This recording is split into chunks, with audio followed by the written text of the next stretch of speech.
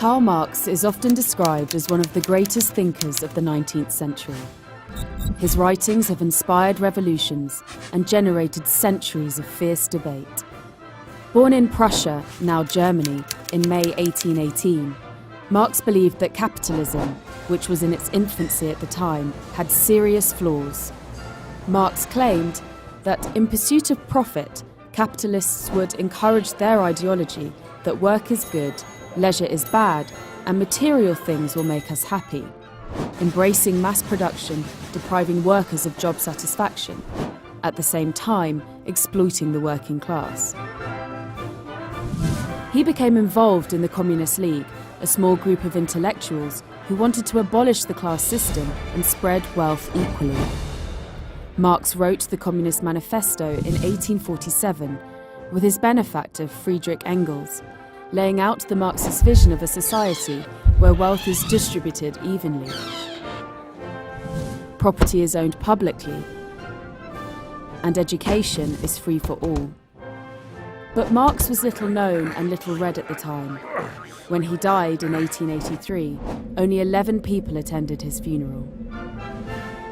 After his death, his ideas flourished. Based on the theory of Marxism came communism, the realization of a stateless society where all are equal.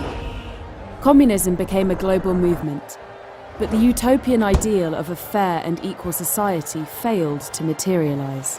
Communism tyrannized and impoverished its subjects and slaughtered them in the tens of millions. Today, capitalism dominates the world. But many of Marx's criticisms have never been more relevant. Today, the global disparity between rich and poor is striking. Marx predicted that capitalism would lead to the rich getting richer and the poor staying poor. He was right. He also predicted that capitalism would lead to boom and bust economics. Marx predicted that capitalism would lead to globalization and that a handful of firms would have huge market dominance. However, Marx underestimated the ability of capitalism to make everybody richer by making products much cheaper. Since the 1980s, the number of people in absolute poverty has fallen by about 1 billion. He also got wrong the capacity of capitalism to reform itself by creating welfare states that redistributed wealth through taxation. Although there is a lot to learn from Marx, his solution was far worse than the disease.